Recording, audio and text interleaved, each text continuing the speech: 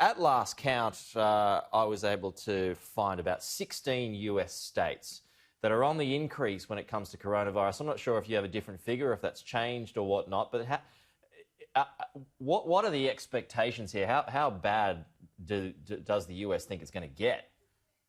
Yeah, Pete, we're really seeing something change here at the moment in the US. We actually have 23 states that are going up with the coronavirus infection at the moment. 11 of those have gone up 50% in the past week, and only 17 states are actually going down. There's about 10 of them remaining stable. So, I mean, these are pretty surprising and disappointing and frankly alarming figures for many Americans, because they certainly were hoping that the trajectory here in the States would be that once they're past their peak, they would eventually slowly go down in the same way that the European countries have.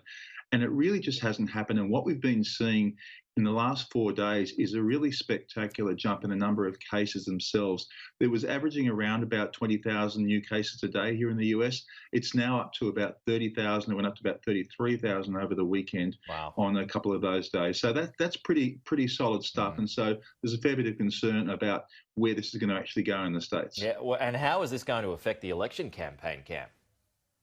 Well, that's a good question, because we're seeing with the Donald Trump rally in Tulsa and, of course, the very disappointing crowd that turned out there, obviously a lot of that was because of safety concerns from the crowd.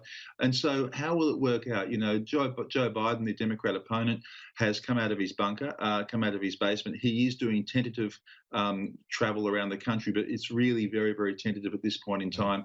And the Trump campaign team, Pete, are actually reassessing exactly how they go about it. Donald Trump, of course, desperately wants to do his rallies. It's a real power base for him.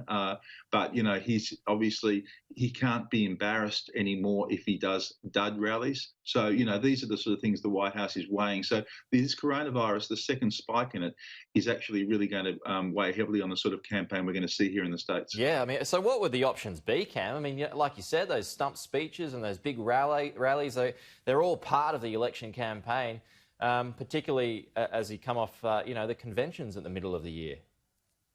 That's right. I mean, and even the conventions are, of course, in doubt to some degree. I mean, they're going to go ahead, but the Democrats don't know how they're going to do them. They say it's going to be a largely virtual event. Joe Biden will accept the nomination on the last night, but we don't quite know how that's going to happen. Donald Trump, of course, really wants to have a packed stadium down in Jacksonville, Florida, but, you know, given what happened in Tulsa and with health authorities, I'm not sure that will necessarily happen. So it's going to be really interesting to see how it goes and who it favours also, Pete, because I think you could make a fair argument it will favour Joe Biden better than Donald Trump, because Trump is really a strong campaigner when he gets out there in front of the rallies. Joe Biden, I've travelled with Joe Biden a lot throughout the Democrat primary campaign, and he's a very underwhelming campaigner.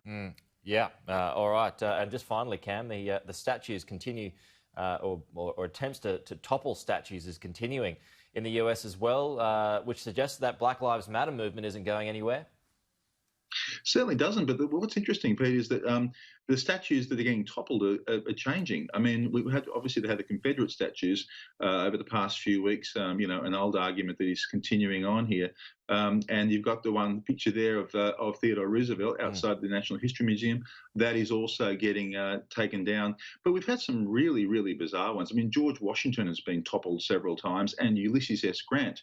Ulysses S. Grant, of course, was the Union commander in the Civil War who helped defeat the Confederates and therefore defeat slavery. So we're really seeing some unusual interpretations from these people. And as a result, it's actually dividing people here in the States. You know, some people are getting very upset that this toppling of statues has gone way beyond the original premise, if you like.